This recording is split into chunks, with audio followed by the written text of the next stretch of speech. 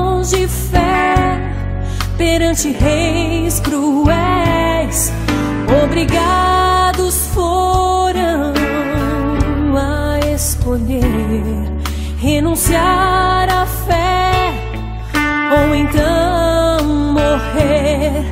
E um a um foram se entregar, pois o seu Senhor não podiam negar.